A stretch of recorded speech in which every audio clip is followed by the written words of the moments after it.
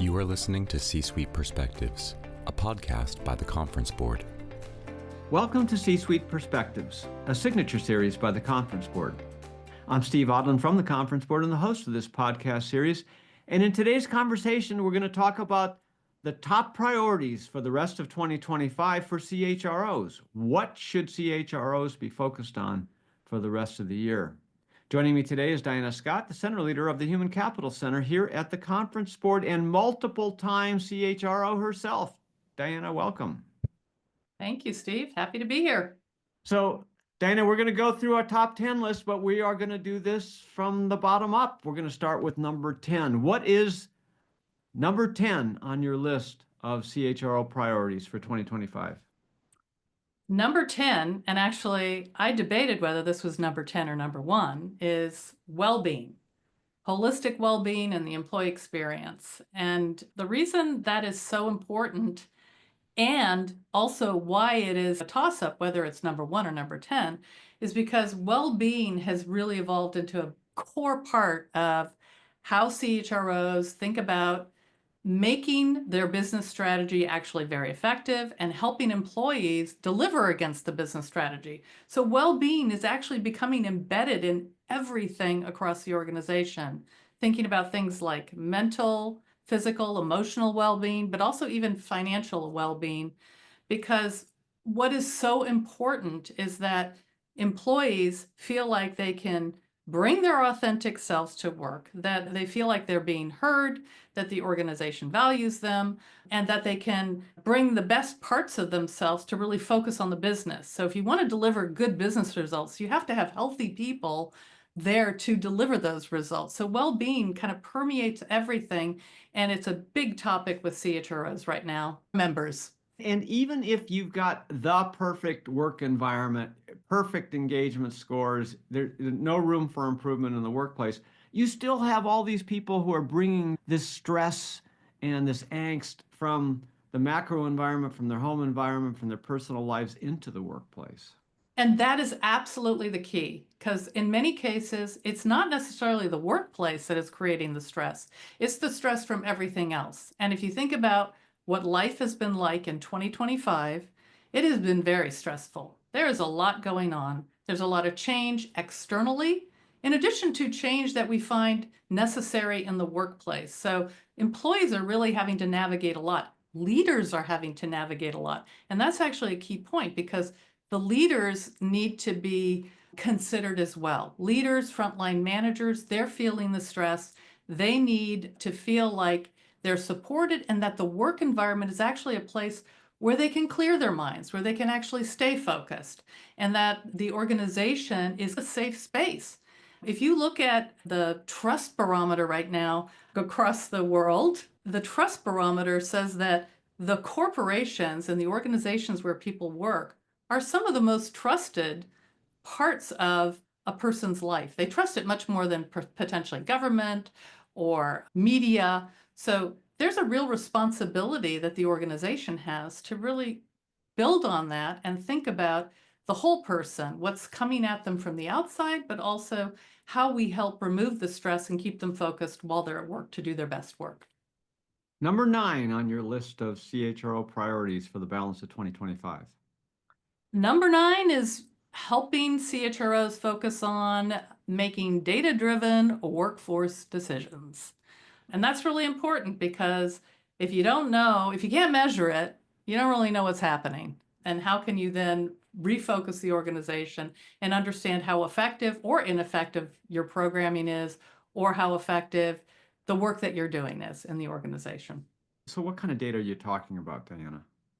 Everything from looking at things like turnover. We look at data that we actually have, turnover, and how retention is working, how quickly you're able to find the talent that you need, how effective your brand is externally. So we look at those things, but being able to tie it then to why and understand why is this happening. And when you make tweaks to certain programming, whether that actually improves some of those key metrics that are absolutely really important to maintaining, finding, retaining, and engaging your employees most effectively.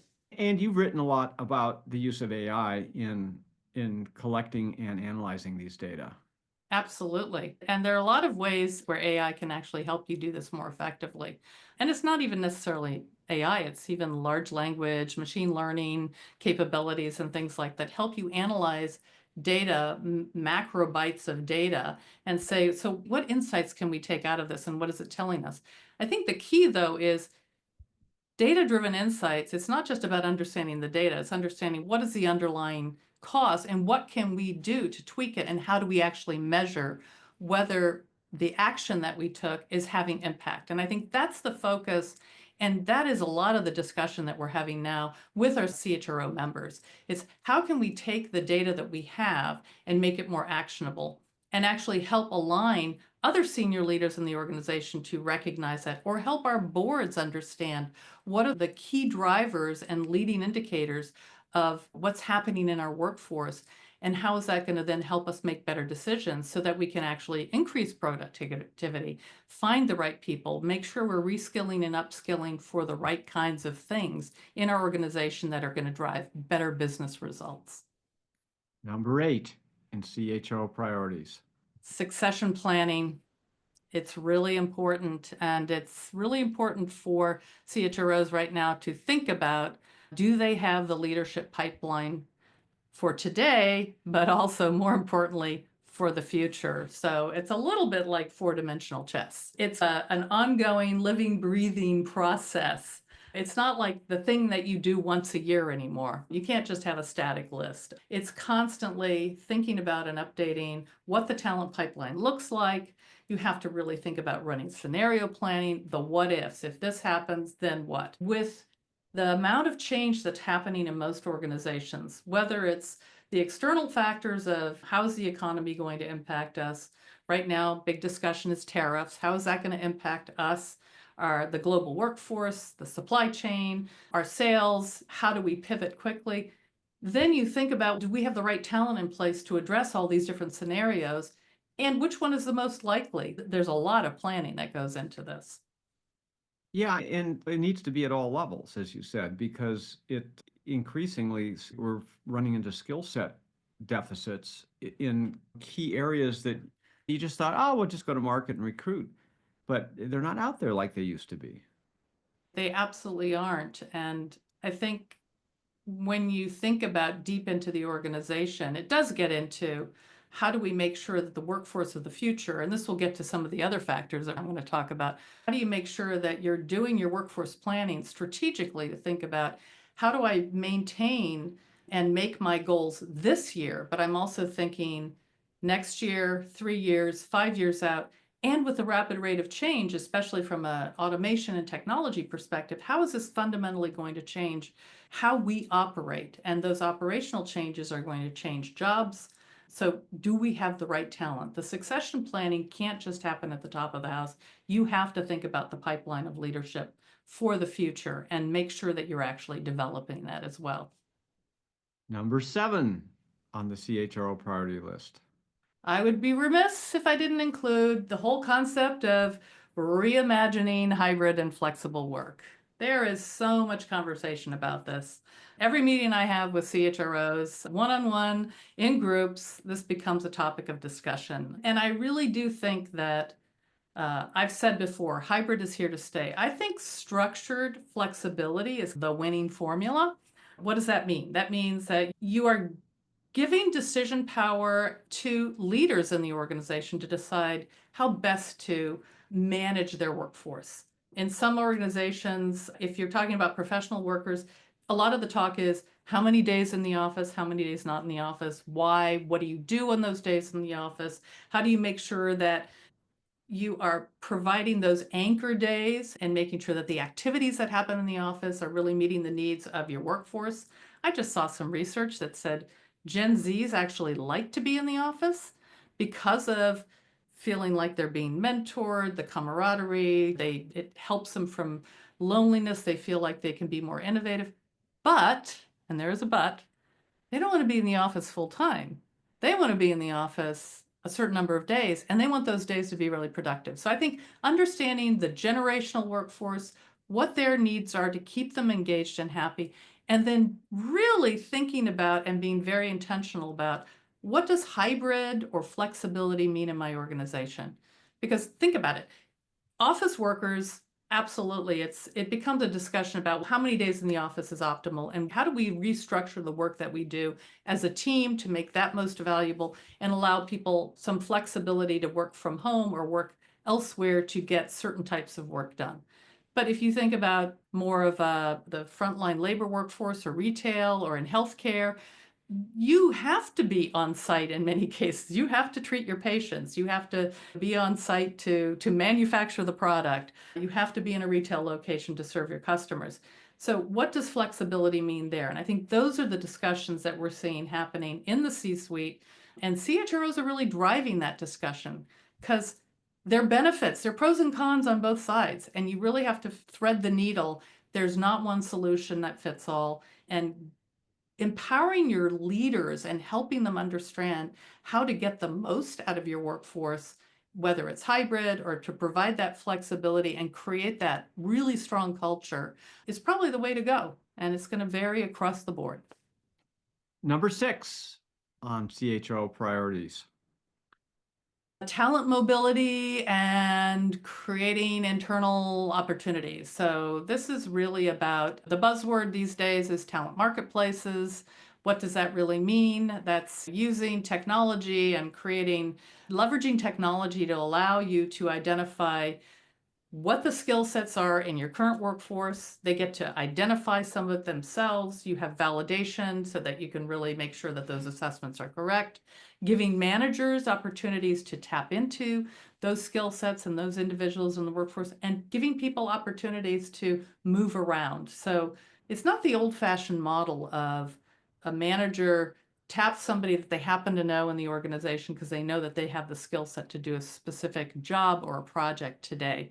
It's much more fluid. It's allowing people to tap into enterprise, having an enterprise view of what your talent is, what your skill sets are, and then creating the ability for individuals and managers to really match the skill sets and provide opportunities for people to learn and grow and make them feel like they're actually a little more in charge of their own careers. Now they have to perform, they have to deliver, and managers need to feel comfortable with that. But by leveraging some technology and creating internal talent marketplaces, you're really thinking about talent mobility and creating opportunity for growth and development in a very different way and leveraging technology to do that. And then you can also do it the old-fashioned way where you just really need to focus on how do I really focus on showing opportunity to my employees in the organization to become a culture that really values growth and development, and we're willing to invest, because that is seen as, frankly, part of well-being, part of the value that an employee believes that they represent to an organization, and they value that in return. It's not just about compensation these days. Part of what employees are looking for is, yes, compensation, but also, am I valued? Do I have opportunities to learn and grow and develop in this organization? And if I do, I could stay forever because the sky's the limit. It's limitless opportunity for me.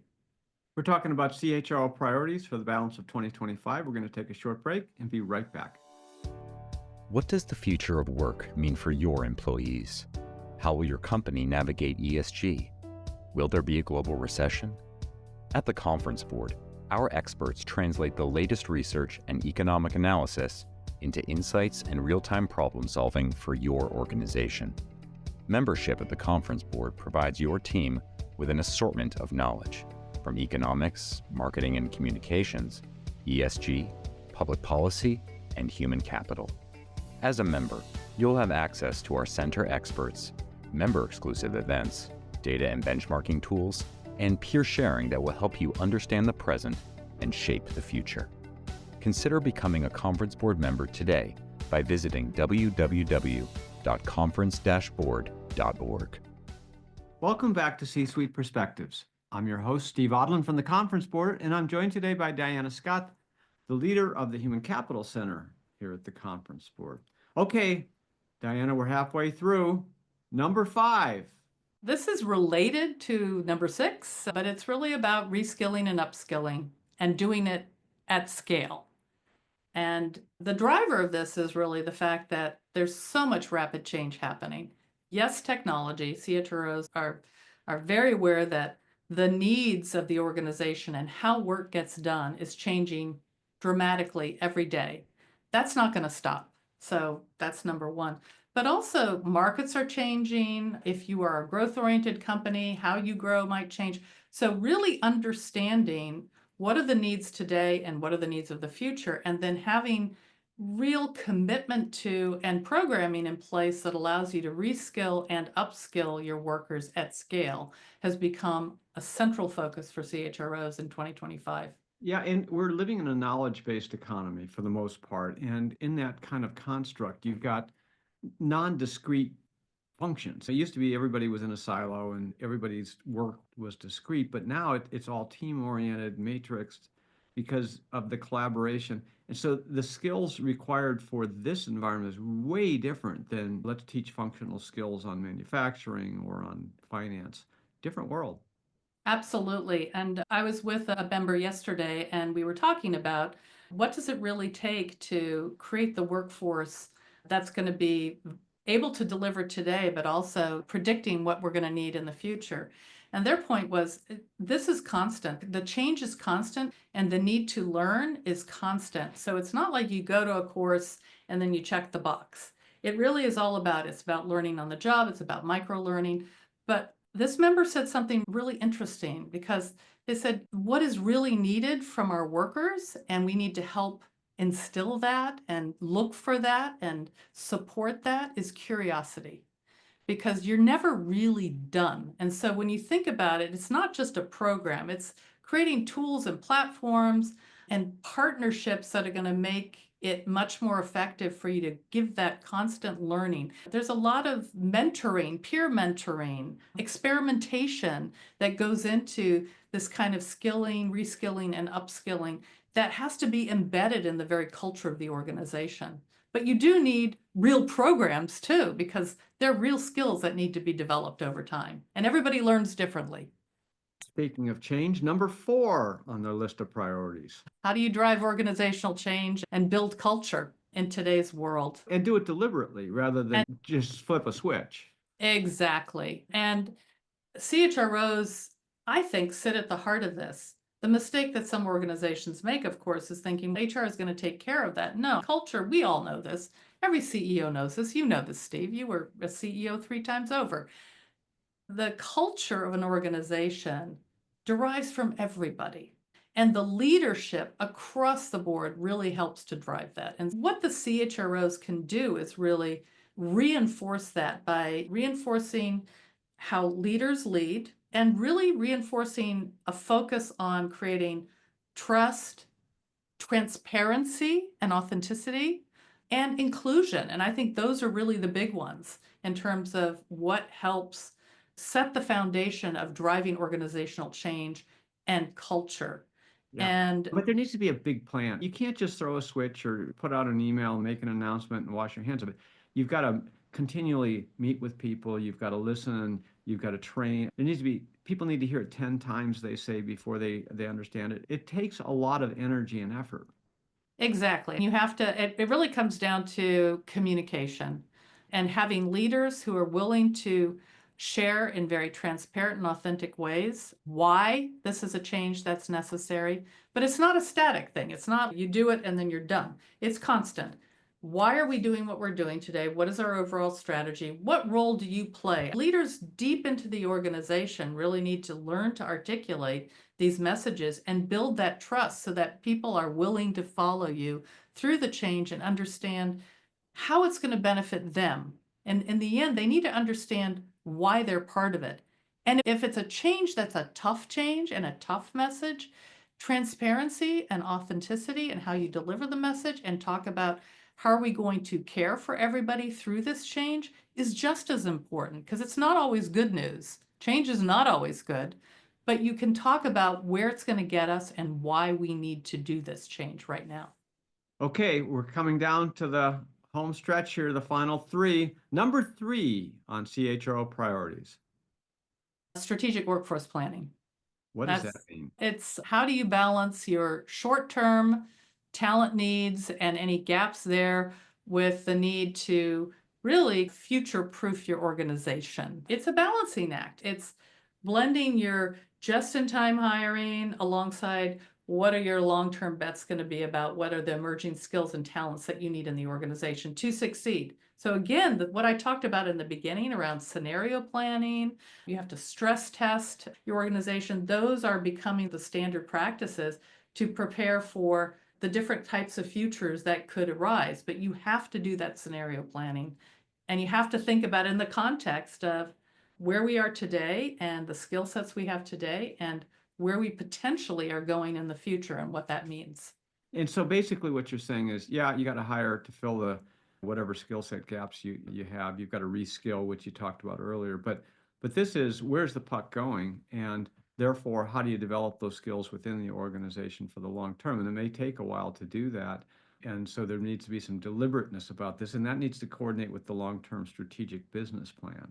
Exactly. And I think in order to do this, you need to do all of that. But at the same time, there are some things that you need to consider. Like you really need to think about skill sets separate from a job description or a job category. It's really what are the skills we need? And to do that, you have to create a skills taxonomy and make it so that, you can move people around. We tend to put people in boxes. Oh, you're a finance person. And so therefore you're going to go into a finance job. But a finance person may have skills that are really going to be valuable in non-finance jobs going forward in the organization. So being able to define people by skills is really important. And then I think making sure that you understand labor market data becomes a really important input into that as well. So what does the labor market look like? Where are we likely to see shortages going forward? What are the stress points going to be? Where are there opportunities to actually grab talent now that we know or think we're going to need in the future? And then it plays into the whole upskilling and reskilling aspect of if people have certain skills, does that make them good candidates to then develop skills that we're going to need in the future because the skills they have today are somewhat foundational to where we think they need to go. And those become good candidates to then develop within the organization, which creates growth opportunities for them and access to a good labor force for the organization. So it's all interconnected. Yeah, and you need attitudinally an organization that likes to change and has curiosity about new stuff and doesn't want to just get pigeonholed in static, and that's part of the culture that you talked about. So. Exactly. Curiosity is such a good word. Yeah. It's necessary across the board. Killed the cat, though. Number 2 on the hit parade. That one has got to be a focus on building leadership, resilience, and agility. And let me explain a little bit about that. Given, again, all the change that's happening, adaptability and empathy are very important, both at the top, because leaders have to be able to pivot quickly. They have to keep teams motivated. There is a focus on this curiosity, the ability to be agile in how you learn and adapt. And then I think the third point around what is leadership resilience and agility really comes also from having the ability to be a good listener, having the ability to think about how do I include different types of people, because that creates the diversity and richness that fuels innovation and fuels future success of teams and fuels creative, curious interaction as well. All right, here it is, number 1 on the hit parade. What is the top priority for CHROs for the balance of 2025? Leading AI and technology transformation. Oh, I'm so sick of hearing about AI. we're, it probably will be for life. Yeah, this is it, isn't it? It is. It's going to continue forever. And I think CHROs are finding that they are sitting at the center of this revolution across their organizations. And as AI technology, the technologies accelerate in terms of their capabilities, it requires that the organization really have the ability to navigate, that leaders can navigate that we're really thinking creatively about all the different areas in which artificial intelligence is going to impact the organization. And the big issue around AI is, number 1, adoption. There's some early adopters who are out there screaming for more. They're excited, but to really recognize the promise of artificial intelligence in an organization, it really requires that you democratize it and you get everybody engaged. So the more you can fuel adoption, the more you're going to be able to recognize the benefits of AI. And there's a lot of fear out there, even at the top of the house. Fear because people don't want to look stupid. They're not necessarily adopting use of AI and they're worried about looking dumb. They don't necessarily understand the potential and the value going forward. So if you can get everybody starting at the top of the house engaged in this and thinking about the applications across the organization, CHROs can actually help drive that. And they need to start by thinking about how to use it within their own organizations so that they can begin to model some of those behaviors with the rest of the organization. There's also a fear. First of all, people don't like change or they love it as long as it's affecting somebody else. But they fear these kinds of technological evolution, revolution, whatever you want to talk, because it can impact their lives either indirectly or directly. And so it's fear of the unknown. So CHROs really play the role here in helping to bring the unknown to something more concrete and embraceable.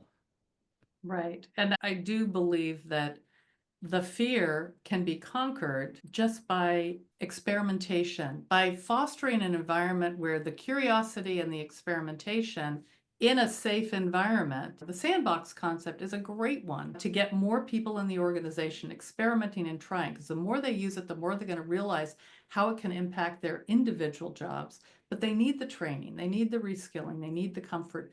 The other fear is people worry that their jobs are going to be taken over by the machines. And so if you can help them understand that actually the promise of AI is that it's going to make your job more interesting and perhaps remove some of the mundane.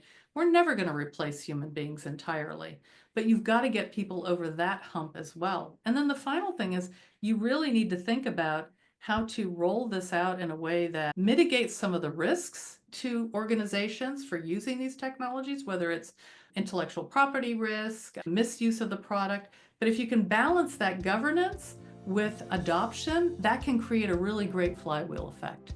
Because the more people feel comfortable using the technologies responsibly and feel like I'm actually going to get rewarded for this, not get in trouble for this, and the more you can set clear guidelines and help people feel comfortable experimenting, the more adoption you're going to get, and the more adoption you're going to get, the better you're going to be using these products responsibly within the organization. All right, Diana Scott, that's a lot of focus for CHROs, a lot of food for thought for the balance of the year. Thank you for being with us and sharing that. It was my pleasure. And thanks to all of you for listening to C-Suite Perspectives. I'm Steve Odland, and the series has been brought to you by the Conference Board. You have been listening to C-Suite Perspectives, a podcast by the Conference Board.